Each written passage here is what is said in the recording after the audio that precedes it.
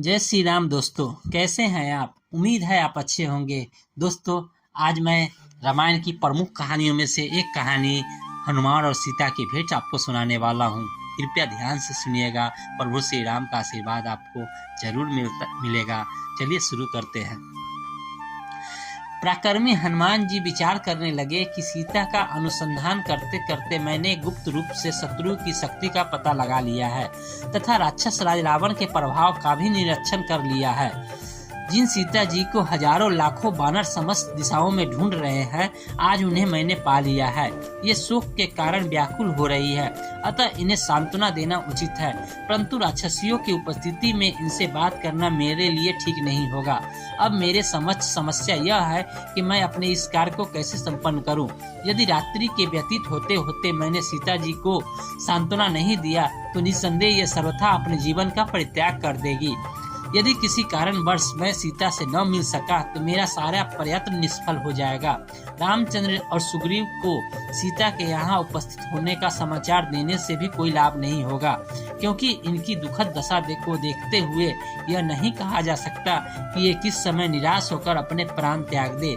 इसलिए उचित यही होगा कि मैं सीता जी का, जिनका चित्त अपने स्वामी में ही लगा हुआ है, श्री राम का गुण गाकर सुनाओ, जिससे उन्हें मुझ पर विश्वास हो जाए।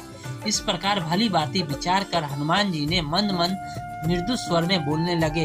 इक्ष्वाकुओं के कुल में परम प्रतापी, तेजस्वी, यशस्वी एवं धन धान समृद्ध विशाल पृथ्वी के स्वामी चक्रवर्ती महाराज दशरथ हुए हैं। उनके ज्येष्ठ पुत्र उनसे भी अधिक तेजस्वी, परम पराक्रमी, धर्मपरायण, सर्वगुण संपन्न, अति दयानिधि श्री रामचंद्र अपने पिता द्वारा दी गई प्रतिज्ञा को पालन करने के लिए अपने छोटे भाई लक्ष्मण के साथ उतने ही वीर पराक्रमी और भ्रात भक्त 14 वर्ष की वनवास की अवधि समाप्त करने के लिए अनेक वनों में भ्रमण करते हुए चित्रकूट में आकर निवास करने लगे। उनके साथ उनकी परम प्रिय पत्नी महाराज जनक की लाडली सीता जी भी थी। वन में ऋषि मुनियों को सताने वाले राक्षसों का उन्होंने संहार किया। लक्ष्मण ने जब दुराचारनी शूर्पणखा के नाक कान काट लिए तो उसका प्रतिशोध लेने के लिए उसके भाई खरदूषण उनसे युद्ध करने के लिए आए, जिनको रामचंद्र जी ने मार गिराया और उस जन स्थान को राक्षस विहीन कर दिया।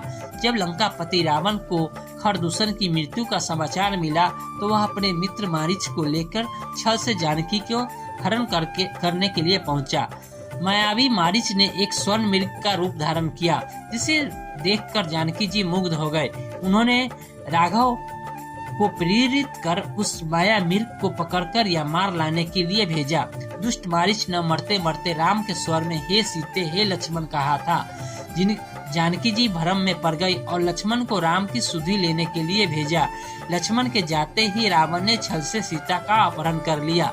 लौटकर राम ने जब सीता को न पाया तो वे वन वन घूमकर सीता की खोज करने लगे। मार्ग में वानर राज सुग्रीव से उनकी मित्रता हुई। सुग्रीव ने अपने लाखों वानरों को दसों दिशाओं में जानकी जी की खोजने के लिए भेजा। मुझे भी आपको खोजने का काम सौंपा गया। मैं 400 कोस चौड़े सागर को पार कर यहाँ पहुँचा हूँ। श्री रामचंद्र जी की जानकी जी के रूप, रंग, आकृति, गुणों को जैसे जैसे वर्णन किया गया था, उस शुभ गुणों वाली देवी को आज मैंने देख लिया। इतना कहकर हनुमान जी चुप हो गए। उनकी बातें सुनकर जनक नंदिनी सीता को विस्मय युक्त प्रसन्नता हुई।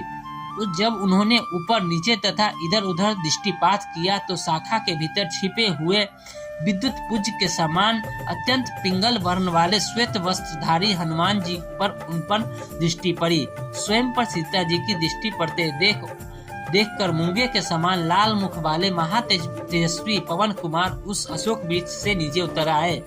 माथे पर अंजलि बांध सीता जी निकट आकर उन्होंने विनीत भाव से दीनता पूर्वक प्रणाम किया और मधुर वाणी में कहा, हे देवी, आप कौन हैं? आपका कोमल शरीर सुंदर वस्त्र आभूषणों से सुसज्जित होने योग होते हुए भी आप इस प्रकार की नीरस जीवन व्यतीत कर रही हैं। आपके आंसू भरे नेत्रों से ज्ञात होता है कि आप अत्यंत दुखी हैं।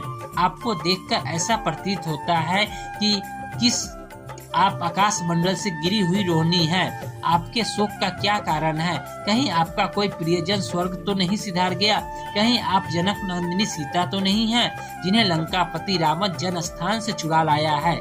जिस प्रकार आप बार बार ठंडी सांसें लेकर हे राम पुकारती है, उससे ऐसा अनुमान लगता है कि आप विदेह कुमारी जानकी ही हैं।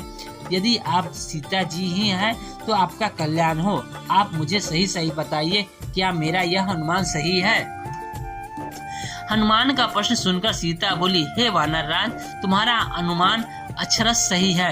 मैं जनकपुरी के महाराज जनक की पुत्री, अयोध्या के चक्रवर्ती महाराज दशरथ की पुत्र वधु तथा परम तेजस्वी धर्मात्मा श्री रामचंद्र जी की पत्नी हूँ।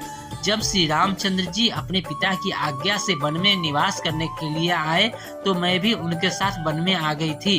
वन से ही यह दुष्ट पापी रावण छल पूर्वक मेरा अपहरण करके मुझे यहाँ ले आया। वह मुझे निरंतर यातनाएं दे रहा है। आज भी यह मुझे 2 मास की अवधि देकर गया है। यदि 2 मास के अंदर मेरे स्वामी ने मेरा उद्धार नहीं किया तो मैं अवश्य प्राण त्याग दूंगी। यही मेरे शोक का कारण है। अब तुम मुझे अपने विषय में बताओ। ये थी आज की कहानी। इसमें मैंने आपको सुनाया हनुमान जी का सीता से भेंट, और इसके आगे की कहानी आपको कल मैं सुनाऊंगा। तब तक इंतजार करिएगा। जय श्री राम। धन्यवाद।